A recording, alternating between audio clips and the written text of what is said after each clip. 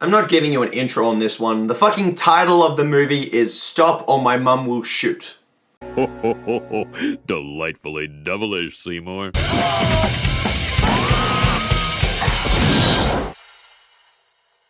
Welcome back everyone, and Sylvester Stallone is back for now the 12th time on this series, so I think it's overdue that I show you this. The structure of home media in my apartment is sorted by genre, format, and most importantly, by whether or not it is a Sylvester Stallone movie. I have had this separate shelf for him since I was about 14 years old. Half of my life ago. Fucking hell. Stop or My Mum Will Shoot is a 1992 buddy cop action comedy film starring Sylvester Stallone and Estelle Getty, the star of the sitcom The Golden Girls. It was directed by Roger Spottiswoode, who previously made Turner and Hooch, another buddy cop film with a ridiculous pairing, this time Tom Hanks and a dog.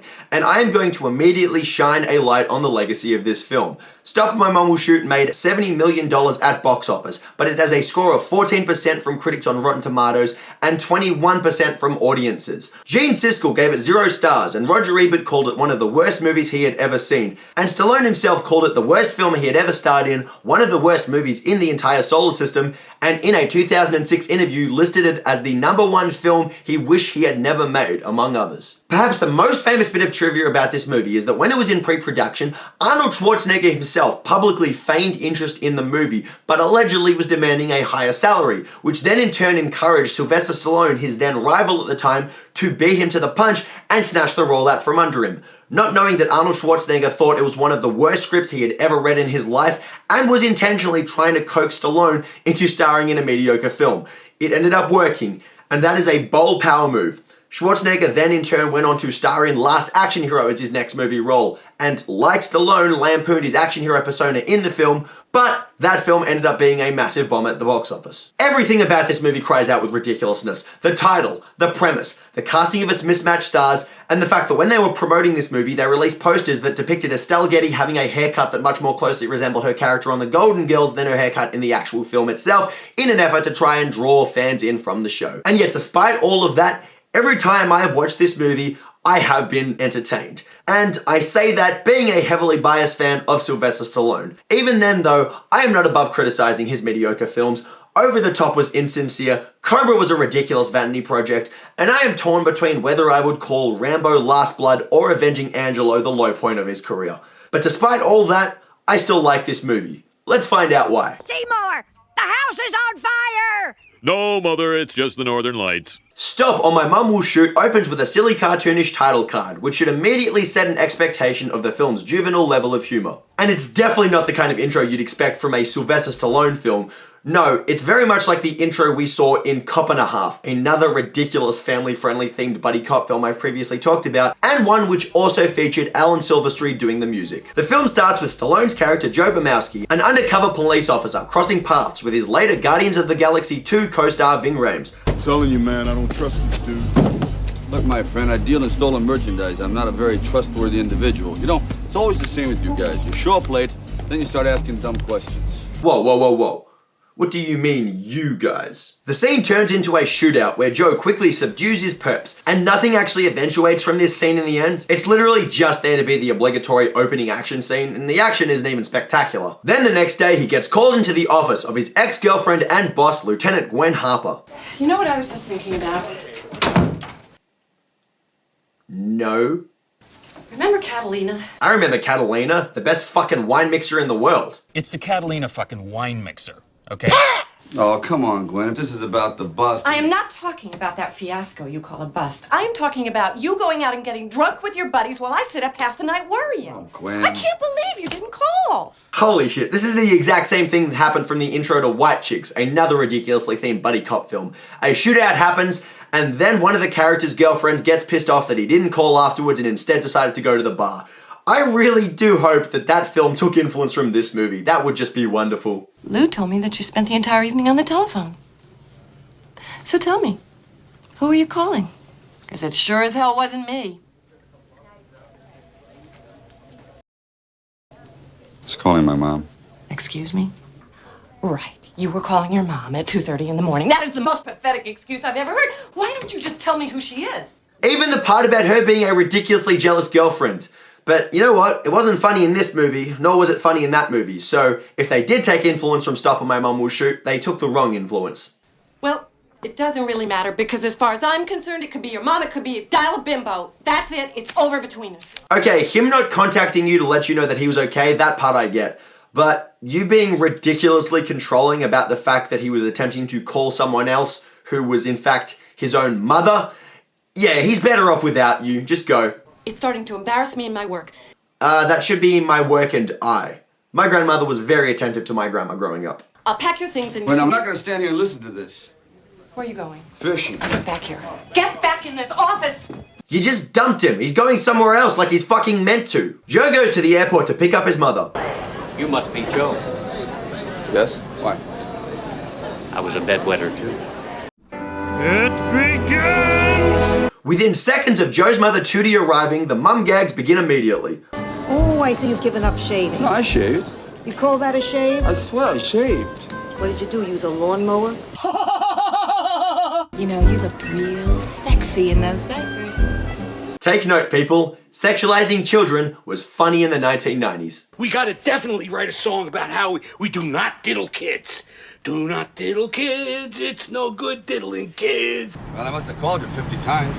For 5 years, every time I'm about to visit, you call and say it's a bad time. Oh, Ma, it's the single most ridiculous... Watch out! Moron! Up yours, pal! He really does grunt like a caveman, and that does lend credence to this joke from Futurama. Oh my God! Sylvester Stallone! On the way home, Joe gets called in to deal with the cliche of a man threatening to jump. Excuse me, officer. Yes? What seems to be the young man's problem? Well, he wants to talk to his mother. Apparently, they've been having some problems.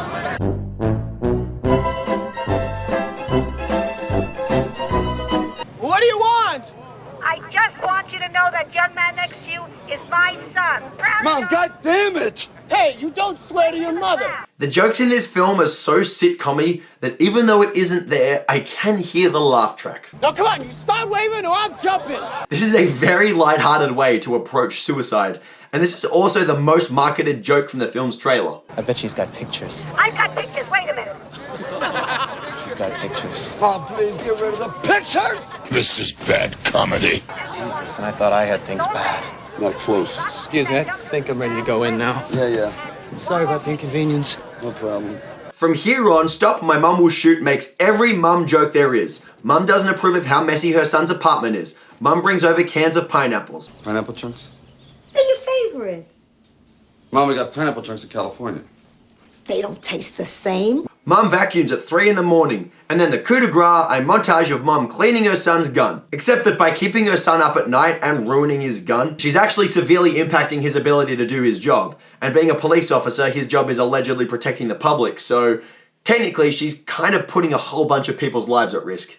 Clorox? That's great, Mom. If I use this gun, it's gonna blow up in my hand now. Well, try to do something helpful. We also get some shots of Stallone's butt, which were deliberately added to boost the film's rating from PG to PG-13. Nice. And a big feast for the breakfast, because moms love to cook. Now start on these Cocoa Puffs, and I'll scramble you some eggs. I don't like eggs. If you don't eat them for breakfast, they'll be here waiting for you at dinner. I have already lost count at just how many mum jokes have been jammed into this film. We've had a very short runtime so far, and yet they've fired off so many at a rapid-fire pace that it's kind of impressive. Seriously, you can make a game of drinking every time Estelle Getty is a sweet old lady or a stereotypical mom in this film, and by the end of it, sobriety will be a very distant memory. Tootie goes to a gun shop to replace Joe's gun, but unwilling to wait out the cooling off period for purchase of firearms, she innocently goes to a private seller. This is a MAC-10. All the big drug dealers love this gun. No, I don't think that's exactly my Joey. Is that line about drug dealers really not going to set you off? I mean, mums don't like drugs, and your son is a police officer. Shortly after the transaction, one of the dealers is the victim of a very PG-13 execution, which Tootie witnesses, so she gets brought into the station. These things happen. What things happened? Your mom witnessed a murder. Of course she did. Despite originally intending to stay a few days, Tootie agrees to stay a month to aid in the investigation, which frustrates Joe. She talks to total strangers about my diaper rash. She just humiliates me. I'd say she loves you, Joe. Well, her love is driving me nuts. Sometimes Stallone's characters get so worked up that they hit a borderline incomprehensible level of Stallone speak, and honestly, it is funny every time. About the shooting. I didn't tell Ross what I really saw. I held it all back for you. So this movie does in fact have quintessentially the same premise as Cop and a Half if you just swap that kid for an older lady. Then we get Joe busting into the middle of a standoff, and surprise, surprise... Man, what are you doing here? Oh, shit. Here we go again. Mommy's gotta change you. Huh? Mommy, I don't want to be changed. I've gotta change you. I can change you. The sight of Stallone in an adult diaper has probably got to be the least dignified moment in his film career. The fact that he agreed to do it is completely absurd to the point that it's hilarious, but the actual sight of him in an adult diaper, firing off a gun, crying about how he doesn't want to be changed is... This is the guy that played Rambo. Culturally, it's unacceptable, but it's theatrical dynamite. Will you stop trying to... It was a dream! Also, for some reason in this scene, Joe has a desk blocking the walkway to his bathroom. Surely you would think one of the characters or one of the set designers would have noticed something wrong with that. But that's not the way it happened. The next morning over breakfast, Tootie gives Joe one hell of a present. Wow, a gun! Mommy could go to jail for this. Why didn't you tell me? Because I wanted it to be a surprise. It is! I honestly laughed out loud at that moment. The sheer absurdity of the humor in Stop or My Mom Will Shoot sometimes bottles up so heavily that it just capsizes. And when it does, I find myself laughing. Through his mother's info, Joe tracks the baddies to a house, which starts with a shootout and turns into a chase. Get in, sweetie. Get in. We're gonna nail those turkeys. Which in turn turns into a joke about how old women drive.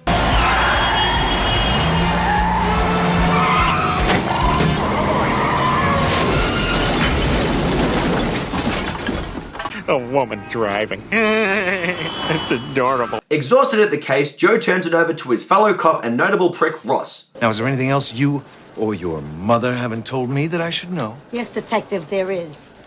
Both my son and I think you're an asshole. What's your profanity? You so much as look at this case again, and you're going before Internal Affairs, and I'm going to throw your mom in a county can quicker than you could say Golden Age her. Are you threatening my mother? I am threatening you. I am threatening your mother. I'm threatening your whole goddamn family. Ross, What? you just made a big mistake. Ooh, here comes violence. Whoa! No! What are you doing? Oh, Jesus! My God! How does it do Even the swirly scene in this film reminds me of Cop and a Half. There is just so much to compare between these two films. Seriously, if these movies were sitcoms, then Stop or My Mom Will Shoot would be The Golden Girls, and Cop and a Half would be Different Strokes. What you talking about, Willis? Joe's investigation leads him to discovering a $12 million insurance scam that claims the illegally sold weapons were burnt up in a mysterious fire. When Joe tries to investigate, once again, Mummy oversteps herself. Does your mother have a warrant? No, but I'll tell you what I do have, young man. I have a good mind to take down your pants and give you a spanking you'll never forget. You gotta stop doing that. For now, you can keep your pants on, Mr. Parnell. But just remember one thing. I'll be back. Oh, It's so nice that this film found a little way to take a shot at Arnold Schwarzenegger, even though he tricked someone else into starring in the movie in the first place. Imbeciles. Not only do you let 10 cases of guns get stolen in the first place, not only do you screw up getting them back, now I've got some cop's weird mother threatening to pull down my pants and spank me. That was a hell of a line of dialogue. Then they go to the warehouse to investigate. I came in like a wrecking ball. But they're getting away. stop! Or my mom will shoot!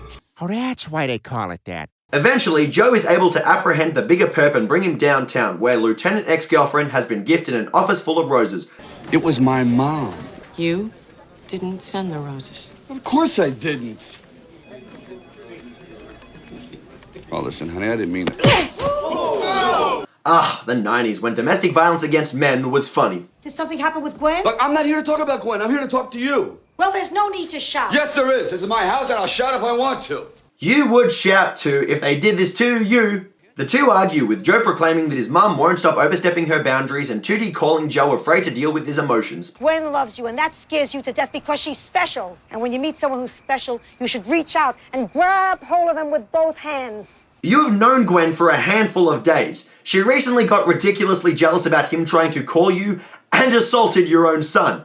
Maybe slow down on championing this relationship, Tootie. Stop or my mom will shoot then stops the repetitive sitcom gag so it can slow down and focus on the sentimental nonsense. And just like in White Chicks, this is the low point of the film for me. I have never really cared about love stories, especially ones that have been forced into comedy movies out of obligation and then serve to do little more than slow down the comedic momentum. I'm here to laugh at lowbrow gags in this movie. I don't care about the love story, and the film itself isn't even interested in giving the characters a modicum of depth so that we might actually care about it. Now it's just distracting us from a pretty lame comedic premise with an even lamer love story. The premise of this film has ironic value at the very least, whereas the love story itself just distracts from whatever comic energy the film has, if you think it had any to begin with. Ultimately, Joe wins his ex back by quoting his mother's words. And when you meet someone as special as you should reach out and grab them with both hands.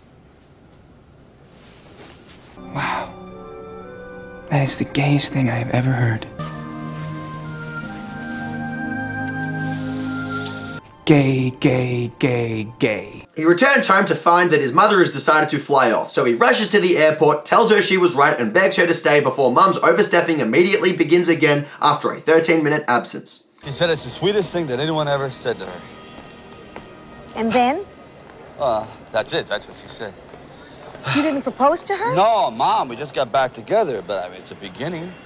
It's a missed opportunity. They return to Joe's where there are signs of forced entry, but don't worry, Mum to the rescue. Funny fat guy fall off face. The guy who sold that gun to Tootie gives Joe the location of the missing guns. He goes to investigate. Mum shows up in a pedo van to overstep her boundaries again. She gets taken hostage, complete with her bag and dog as usual. She gets put on a plane carrying weapons, which Joe comes after with a truck, disabling the rotor and forcing a ground shootout. Joe ends up in the hands of the baddies, but once again, Mum comes to the rescue. Nobody hurts my baby.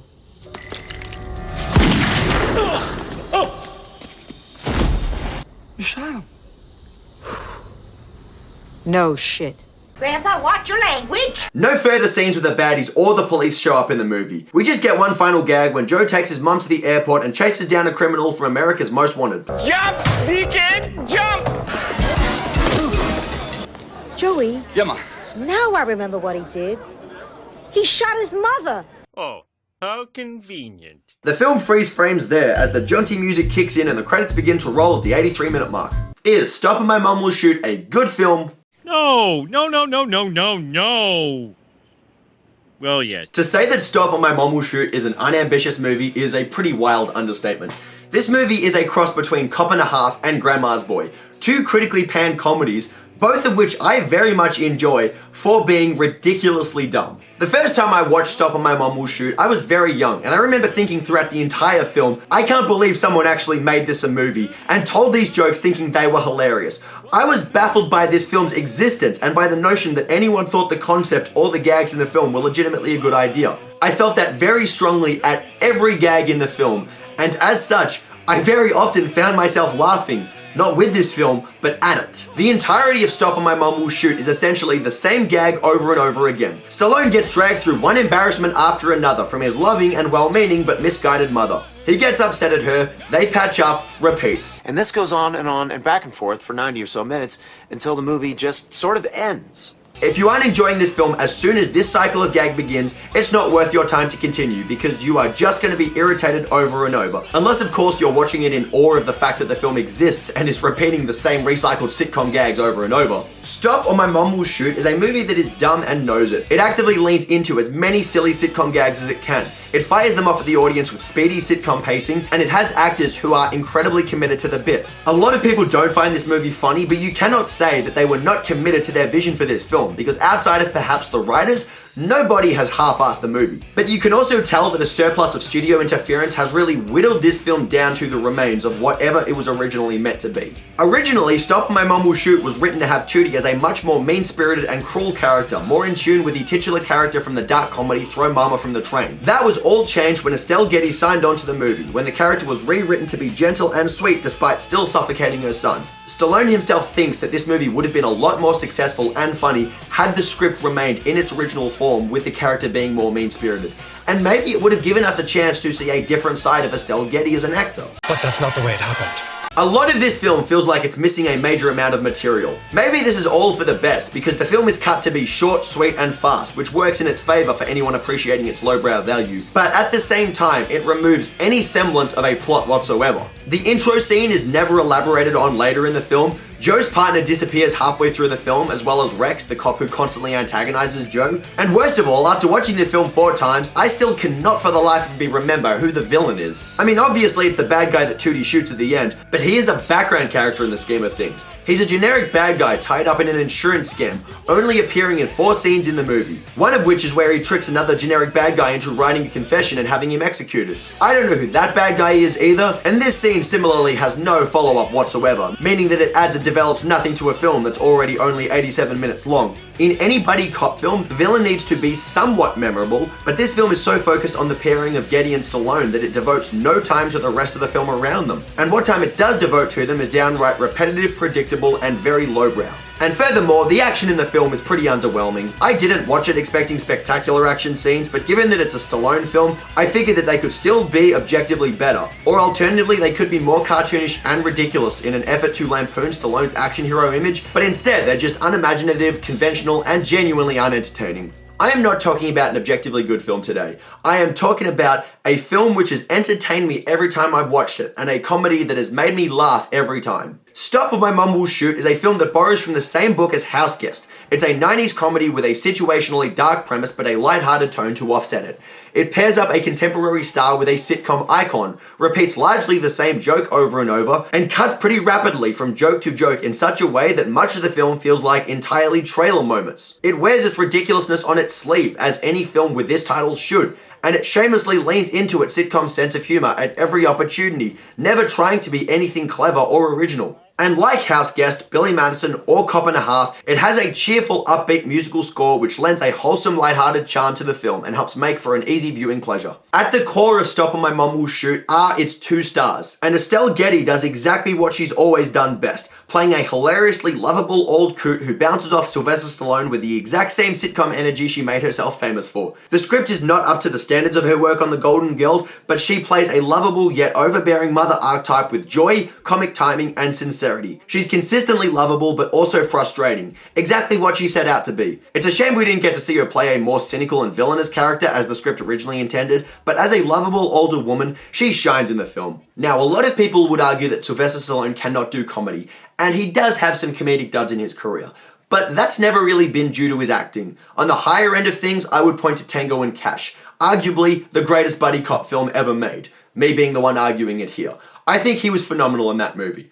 On the other end of things, you've got movies like Oscar and Rhinestone. I rewatched both of those in the lead up to reviewing this film, and with both movies, I did enjoy them. They weren't great, the scripts were far from amazing, but on both occasions, Stallone did display a knack for comedic energy, and he dedicated himself to the material, just like he does in Stop or My Mum Will Shoot. Once again, he's working with subpar material, including a script that demands he says the word mom so many times that it can get irritating. The script doesn't allow him to flex his comedic sensibilities all that much, since it pretty much entirely consists of him saying, "Mom, don't do this," she does that, he says, "Mom, I can't believe you did this," then things turn out okay in the end, again and again. But with that being the one thing he has to do in this film, he does remain phenomenally committed to the bit. He doesn't lampoon his action hero persona as much as I would have liked, nor does he play a straightforward action hero, but his comic sensibilities are on point. Paired up with Estelle Getty, the two prove to be a very mismatched pair who bounce off each other with solid and sincere chemistry. And throughout the experience of watching this movie, that was enough to carry it from start to finish entertainingly enough for me. Stop or My Mum Will Shoot gets 6 mismatched pairings out of 10. It anchors itself down with a phenomenally lowbrow screenplay that relies on the same repetitive sitcom gags over and over again. But with the dedicated performances of its 2 lead actors, its quick pacing, and its upbeat, lighthearted charm, it emerges with a certain so bad it's good value that nonetheless continues to entertain me every time I watch it and keeps me coming back for more. And that does it for today's episode of Delightfully Devilish, you guys. If there are any movies you want to see me discuss on this show, please leave them in the comment section below. If you want to see more of my reviews, hit that subscribe button. Otherwise, until next time, I have been your host, Jukebox Harry.